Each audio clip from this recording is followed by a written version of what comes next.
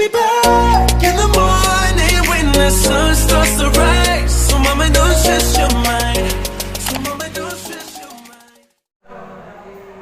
Hi everyone, this is me again, Bianca Magdaong. So for today's video, I'm going to tackle with you the summary of the Chapter 5, which is entitled Internet. So guys, let's start. So in Chapter 5, it will discuss about Ethernet protocol, address resolution protocol, LAN switches, and etc. So for the Ethernet, one of the most widely used LAN technologies. It operates in the dark link layer and the physical layer. Family of networking technologies that are defined in the IEEE, which is 802.2 and 802.3 standards. And it also supports data bandwidths of 10,000, 40,000, and 10,000 Mbps. So, in Ethernet standards, it defines layer 2 protocols and layer 1 technologies. It also two separates subs layer of the data link layer to operate logical link control LCC and the MAC sub layers. So, LLC and MAC sub layers. The difference between them is LLC handles communication between upper and lower layers and take the network's product data and adds control information to help deliver the packet to the destination, while MAC constitutes the lower sublayers of the data link layer and implanted by hardware, typically in the computer incorporation. And also MAC have two primary responsibilities, which is data encapsulations and media access control. Then MAC sublayers, data encapsulations, frame assembly before transmissions, and the frame disassembly upon receptions of a frame. And also MAC layer adds a header and trailer to the network layer PDU. It also provides three primary functions: the frame delimiting, addressing, and the error detection. So, frame delimiting, it identifies a group of bits that make up a frame, synchronization between the transmitting and receiving nodes. The addressing, each Ethernet header added in the frame contains the physical address, or MAC address, that enables a frame to be delivered to a destination node. And the last one is the error detection. So, error detection is each Ethernet frame contains a trailer with a cyclic redundancy check, which is also called CRC, of the frame contents. So, MAC sublayer. MAC responsible for the placement of frames of the media and the removal of frames from the media. It also communicates directly with the physical layer. It multiple on a single medium attempts to forward data simultaneously that the data will collide, resulting in corrupted, unusable data. And last, Ethernet provides a method for controlling how the nodes have access through the use a carrier sense multiple access, or which we call CSMA technology. So, media access control. The carrier sense multiple access, or CSMA process, it is used to first detect if the media is carrying a signal. If no carrier signal is detected, the device transmits its data. And lastly, if two devices transmit at the same time or data collisions. So, CSMA is usually implanted in conjunction with a method for resolving media contention. The two commonly used methods are the CSMA or collision detection and the CSMA or collision avoidance. So, the CSMA or collision detection, it is the device monitors the media for the presence of a data signal. If a data signal is absent, indicating that the media is free, the device transmits the data. So if signals are then detected that show another device was transmitting at the same time, all devices stop sending and try again later. And while Ethernet networks are designed with CSMA or CD technology with today's intermediate devices, collision do not occur and the process utilized by CSMA or CD are really unnecessary. So wireless connection in a LAN environment still have to take collision into account. Then while the CSMA collision avoidance media access method are device examines the media for the presence of data signal. If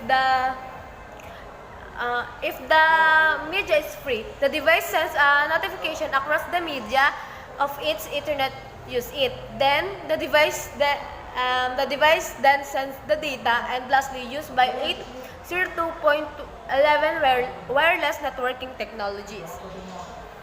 Then, so for the frame processing, so MAC addresses assigned to workstations, servers, printers, switches, and routers. Then, when a device is forwarding a message to an Ethernet network, attaches header information to the packet contains the source and destination MAC address.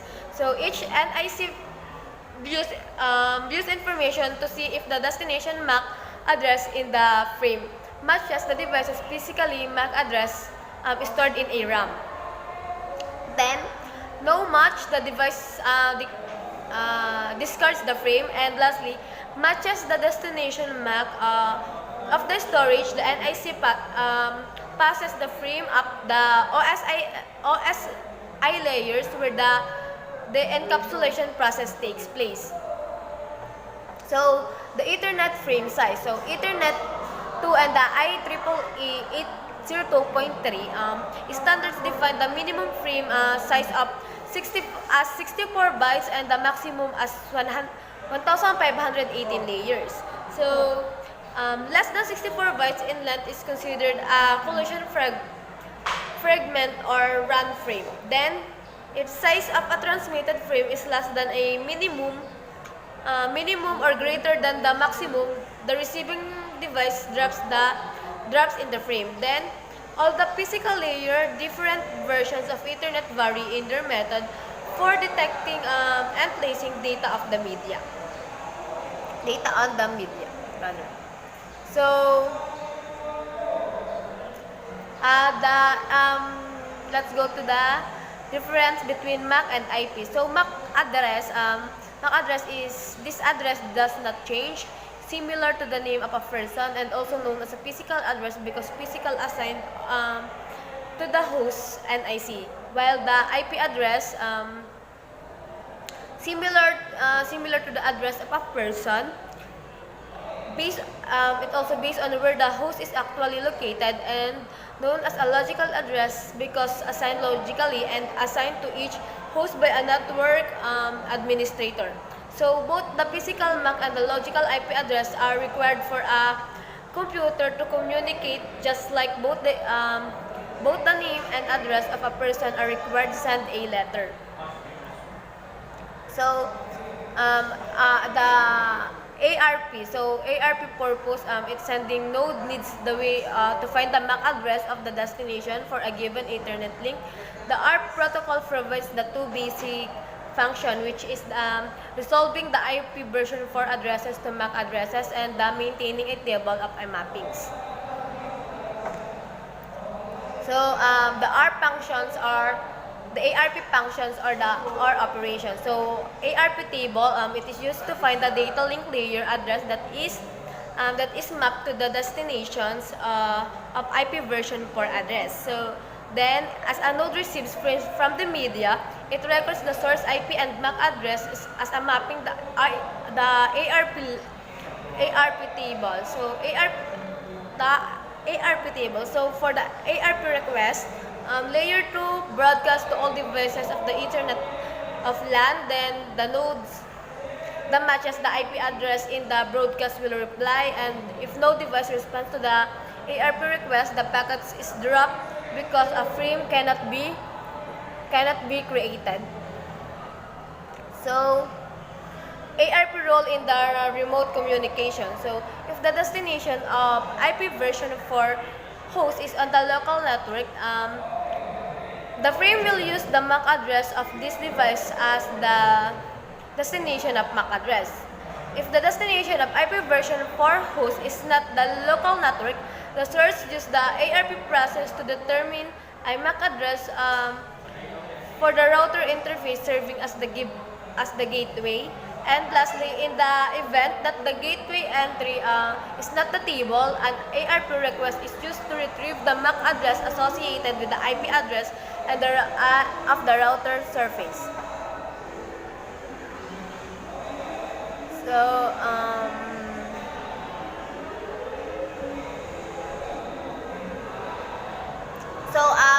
all in all, the summary of Chapter 5, it defines Ethernet is the most widely used LAN technology used today.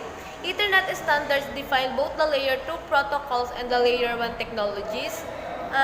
The Ethernet frame structure adds header and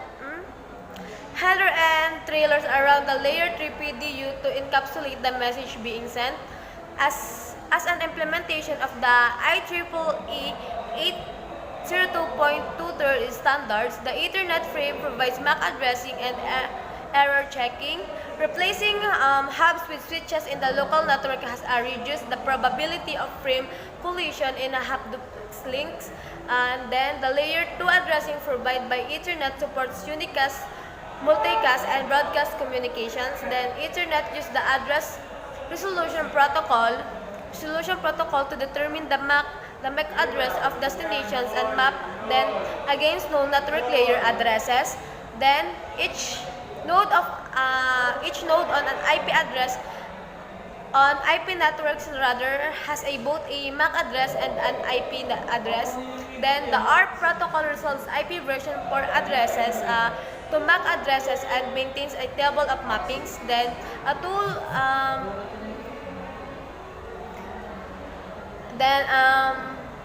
a Layer 2 switches build a MAC address table that it's used to make forwarding decisions. Then Layer 3 switches are also capable of performing Layer 3 routing functions, reducing the needs of dedicated routers on a LAN. Then lastly, Layer 3 switches have a specialized switching hardware so they can typically route data as quickly as they can switch. So that's all for today's video of Chapter 5. So thank you for watching.